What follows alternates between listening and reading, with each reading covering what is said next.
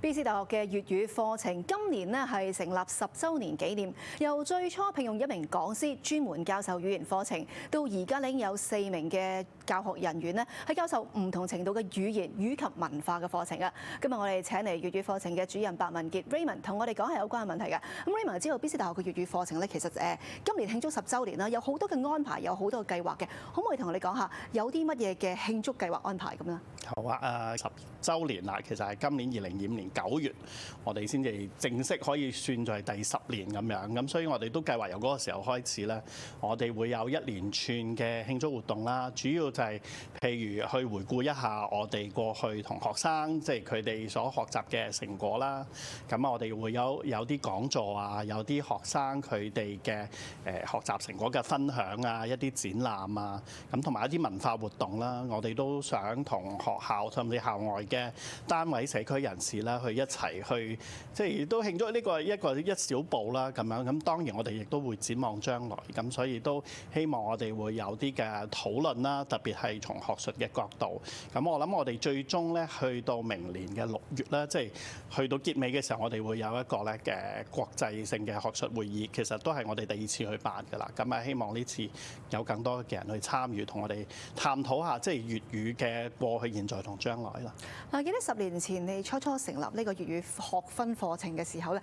係全加拿大第一個嘅。咁啊，當時其實都得來不易，因為原本只不過係一個粵語班，咁後尾就變成一個學分課程，後來再加埋就好多其他嘅發展嘅。其實可以同我哋講下，即係而家粵語課程喺大學嘅學界發展係點樣？我哋都好難得啦，即係可以咁樣去提供俾特別係大學生，佢哋可以去有系統咁樣啦，即係由初班喺短時間內可以提升到去相對比較高水平嘅學習。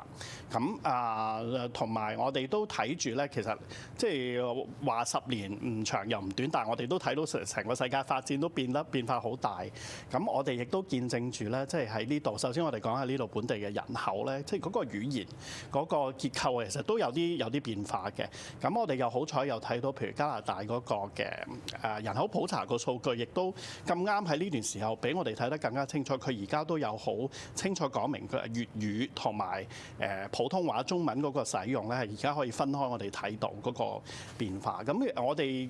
其實講粵語做母語或者去常用嘅語言，同普通話其實係不相伯仲，甚至喺特別講溫哥華啦，講翻溫哥華呢度嘅主流嘅我哋話非官方嘅語言，即係移民使用嘅語言咧，粵語、普通話同埋呢個旁遮普，即係印度嘅語言咧，呢個係3大語言嚟嘅。咁所以你有咁龐大嘅使用嘅人口，就有佢嘅教學嘅需要。咁我哋亦都知道，加上近年嚟亦都有好多香港新移民嚟到呢度啦。我哋而家感覺到多咗呢個訴求，或者係啲家長會主動同我哋聯絡嘅。但係當我哋講到話普遍人口啦，我哋講話祖裔語言普通使用喺屋企用，同埋喺大學裏邊作為一種學科學術咁樣去教學，同埋有系統咁教學，其實係兩樣好唔同嘅嘢。係，其實係相輔相成嘅。即係我哋其實都覺得喺度諗緊，其實我哋短2、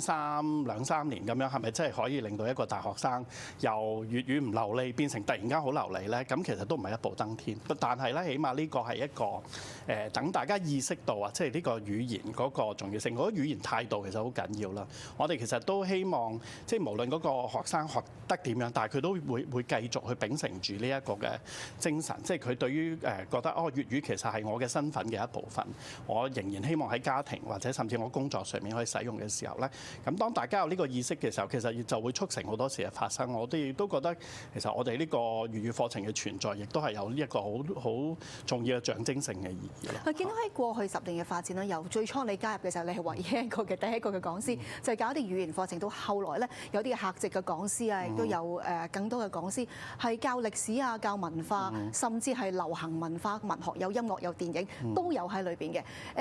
未來嘅發展有啲咩計劃啊？係啦，即係你都見證住你，甚至你都親身嚟過我哋嘅班啦。第一班即係我哋集中教語言初班咁樣，得10幾20個學生咁樣。到而家咧，我哋已經分高中低班，甚至咧即係你識唔識去呢個書寫嘅漢字同埋你本身可能母語係英文嘅學生，我哋都可以分流咁樣。咁我哋由第一年嘅大概修讀人數50人左右，去到而家咧超過800人啊！即係你見到10年都翻咗幾番咁樣。咁所以我哋除咗係學喺課室裏面嘅教學之外，頭先都提到嗰個語言嘅大環境都好緊要嘅，所以我哋都加強咗文化方面嘅嗰個內容啦。咁啊，同埋我哋都有好多活動，唔係話就係你喺課室裏面嗰個好短時間先至要使用同埋學習。我哋多咗同社區嘅聯繫啦。咁譬如我哋喺唐人街，其實我哋今年亦都復辦咗社區嘅粵語班啦。我哋已經啱啱完成咗兩個學期添啦。嗰個收到人數亦都反應好熱烈啦。咁另外哋亦都同其實你啱啱都問到整體大學發展啦。我哋同全球我哋都好積極去睇下邊度有呢個粵語嘅資源咁樣，都同無論係北美甚至係翻到香港咁樣，我哋同大部分有粵語課程嘅大專院校，我哋都有聯繫，甚至我哋而家成立咗一個網絡啊，有聯盟咁樣。咁所以頭先提到，最終我哋明年嘅開嘅嗰個國際嘅學術會議啦，都希望集合大家一齊啦，去睇下我哋仲有啲咩可以咧去合力去推動同埋進行呢個粵語嘅保育咯。嗱，講到即係再繼續去做一啲嘅合作、一啲嘅保育嘅時候，你都希望同即係本地嘅社區有多啲嘅接觸啦。講緊呢個10週年嘅計劃嘅時候，我知道你都有啲呼籲，希望咧社區可以俾到一啲支持俾你哋，係嘛？係啊，係。咁其實翻返轉頭，你頭先一開始問我哋10週年嗰個計劃啦，其實我哋而家仲喺好多方面都係籌備中嘅。我哋啱啱就有一個10週年嗰個嘅標誌個 logo 咧，咁我哋請咗一位係華裔嘅泰國嘅教授啊，徐少雄教授。咁我哋都希望我哋會呼籲啦，召集翻我哋過去嘅校友啊，同埋咧對於我哋嘅課程感興趣嘅社區人士啊，一啲文化表演嘅團體、一啲單位，如果想同我哋合作嘅話，我哋都邀請大家同我哋聯絡啦。咁啊，同埋如果大家有興趣募捐啦，當然啦，我哋無論係財力啊或者資源上面都需要大家，如果有興趣咧，都可以同我哋去接觸、去交流嘅。咁啊，10週年嘅慶祝咧，的確係一個里程碑。咁啊，其實當初 BC 大學嘅粵語課程開始嘅時候咧，都係多得一班私人一份嘅私人基金去支持，先至可以開始發展啫。到今時今日，大家如果想一齊見證佢哋嘅進步嘅話，亦都不妨咧去到佢哋嘅網站嘅連結，睇下咧有啲乜嘢可以知道更多嘅。